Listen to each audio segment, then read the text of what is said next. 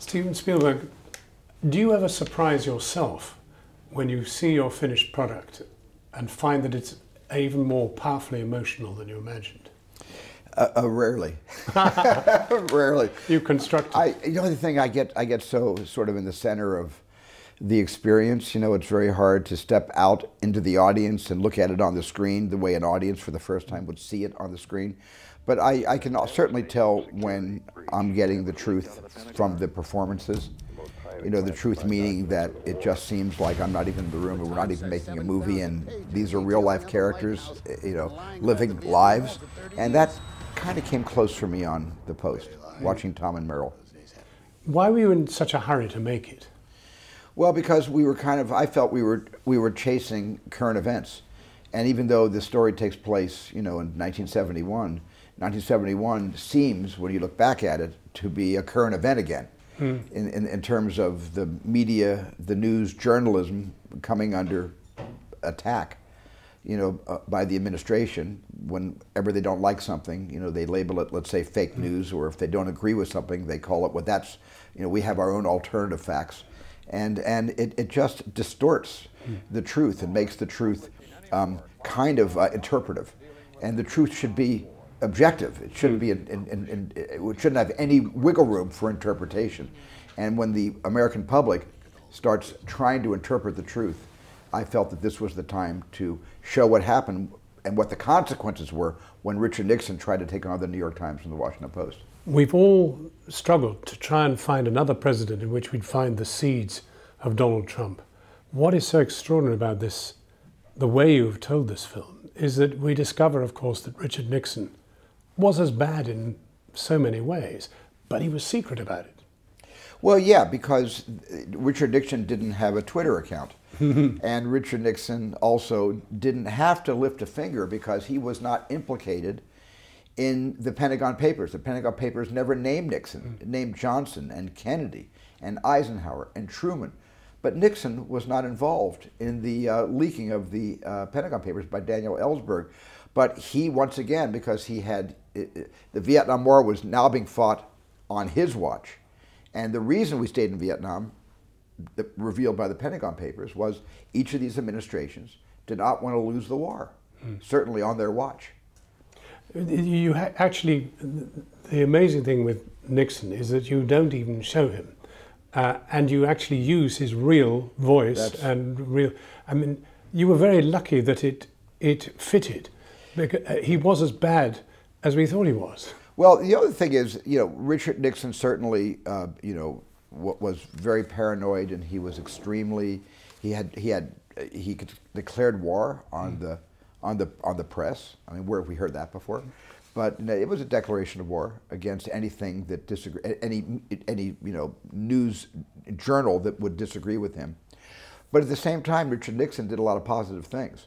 And Richard Nixon was by far not the worst president we've had in our country. He did do some very proactive things today that would be considered on the liberal agenda, not on a conservative Republican agenda. So you have to give Nixon credit for the good that he did do as president, but the damage that he did is what our film focuses on. Can you see Hollywood really marshalling their forces to replace him come the next election? I mean, can you really see Oprah Winfrey running? Well, yeah, I could certainly see Oprah Winfrey running, but of course it's totally up to her. You know, she was effective in helping to elect Barack Obama. She's been on television for over 35 years, speaking about women's issues and issues about children and workplace, inequalities, and she's built bridges between different ideologies, and she's a peacemaker. And I've always referred to her as an ambassador of empathy, and our country needs a good dose of empathy right now. You were generous in your donation to Hillary Clinton's campaign. Would you donate to hers? If she declares her candidacy, without question, I would donate to her campaign if she declares her candidacy. But she hasn't done that yet. I'm not sure that she intended the speech, the great speech she gave on receipt of the Cecil B DeMille Award at the Golden Globes last week. I don't really believe that was throwing you know, her hat in the throwing ring. her hat in the ring. I don't believe that was it. But if she decides to, it was a hint, though, wasn't it? Well, you know, she was talking about the elephant in the room. She was trying to say there should be no more elephants in the room. We have to talk about it. We have to stop, you know, avoiding it. And she said some very important things. What about Hollywood? Do these recent events surprise you, or you felt that sooner or later there would be an explosion and people would? Well, I was surprised by I was surprised by.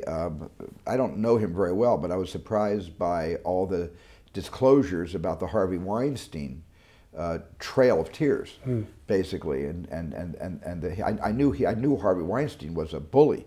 I mean, he was certainly had a bully pulpit with his Miramax and Weinstein Company films, and he was kind of brutal to compete against during award season. He took no prisoners, but I didn't know anything about the sexual, damage path. Do you have any confidence that there will be a cleanup, and that people will begin? I mean, people are looking at how few women directors, how few women creative artists are getting awards even now, or even getting good films to make.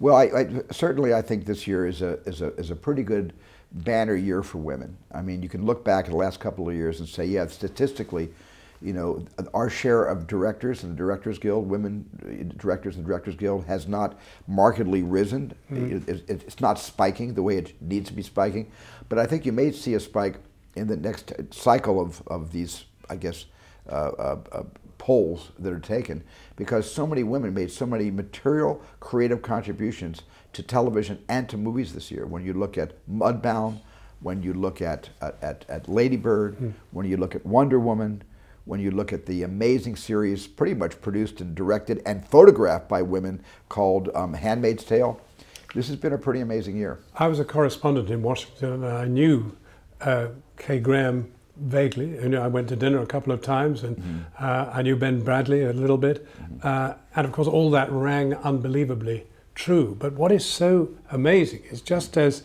Nixon chimes with Trump, Kay Graham bursting onto the stage. You have this amazing moment when she's trying to blag the bankers into backing the Washington Post. Right. You see her walk into the room. There are 45 men, one woman. That's right. Obviously, you realized that this was part of the power of the whole thing. Yes, exactly. You know, that here was a woman who eventually became the first female Fortune 500 CEO. But here was a woman who'd never done a job in her life, and she never did any kind. Well, she did. She worked for the paper for her father when she was very young. She did work at the paper for Eugene, her dad. But at the same time, here was a woman that had her own basically reluctance to be able to speak out in a room full or in a world full of men, because she'd always deferred to Eugene. She'd always deferred to her husband, Phil. And she did that a lot. And she even admits in her book and in many interviews I've seen of Katharine Graham, when she was backed into a corner, that's when she had to make the hard decisions. But she was reluctant to make those hard decisions because it just wasn't done so much then. Do you think that... By a woman. Yeah.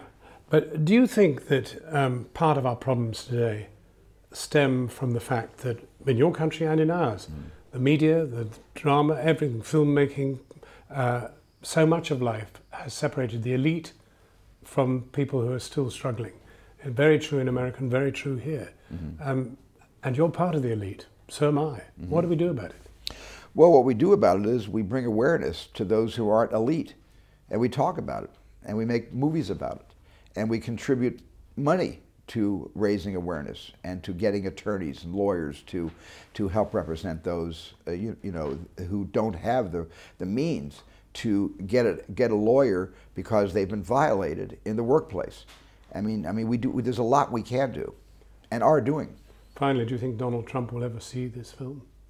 I hope so. I mean, the White House has had the film for a week now. They requested it, and we gave them a DCP of the film, one for Camp David, one for the White House, and I haven't heard back yet, but we'll see. Steven Spielberg, thank you very much indeed for talking to us. Thank you so much. Appreciate it.